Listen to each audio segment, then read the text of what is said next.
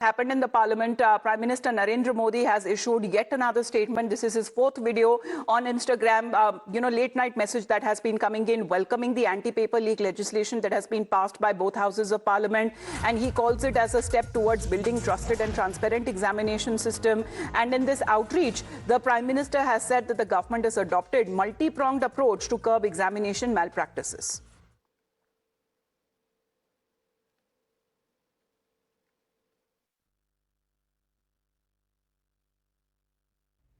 साथियों, विश्वस्त परीक्षा पद्धति, इसके लिए हम लगातार एक के बाद एक कदम उठा रहे हैं। टास्क फोर्स की रचना हो, फास्ट ट्रैक की और रचना हो, राज्यों के सुझावों को ध्यान में लेना हो, क्योंकि पिछले कई दशकों से हर राज्य और केंद्र सरकार इस प्रकार की पेपर लीक की परेशानी झेल रहा है। बच्चों के भविष्य को भी इसके कारण संकट पैदा हो रहा है। इन सबको ध्यान में रखते हुए देशव्यापी सभी राज्यों में भी और केंद्र में भी शिक्षा पद्धति में सुधार अनिवार्य हो गया है।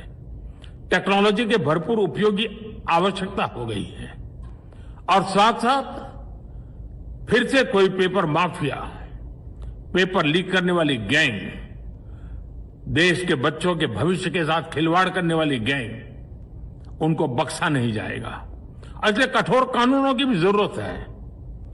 हम संसद में बिल लेकर के गए थे और जैसा मैंने आपको वादा किया था, गत 2 दिन संसद के दोनों सदनों ने, अधिकतम माननीय सांसदों ने विस्तार पूर्वक उससे चर्चा की है और आज दोनों सदनों ने इस कठोर कानूनों वाले, प्रावधानों वाले इस बिल को पास कर दिया है।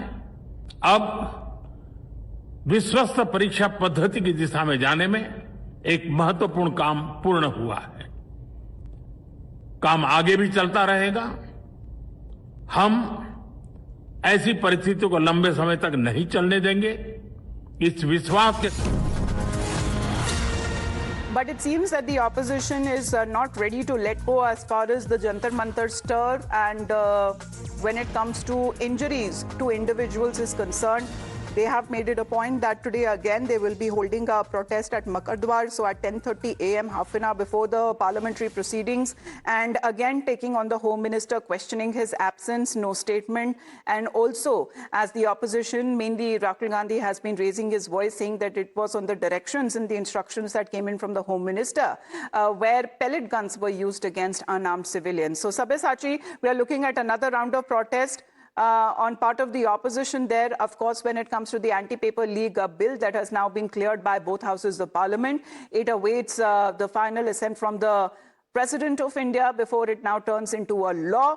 But the Prime Minister, we just heard, he's talking about creation of the task forces, fast-track mechanisms, greater use of technology, consultation with states, and also warning that the paper leak mafias and organized gangs will not be spared. But we have seen heated debates and discussions that have happened in Parliament and over the issue as far as the Home Minister in particular is concerned, which the opposition seems to be raising their point and is expected to hold another round of protest both outside and inside Parliament. But the bill that has now been passed in the upper house and not before the Parliament witnessed a heated debate over paper leak. Congress once again putting out the focus on the police action there. The Congress argued that the paper leak was, the bill is incomplete and it is still no guarantee that no future paper leaks will happen.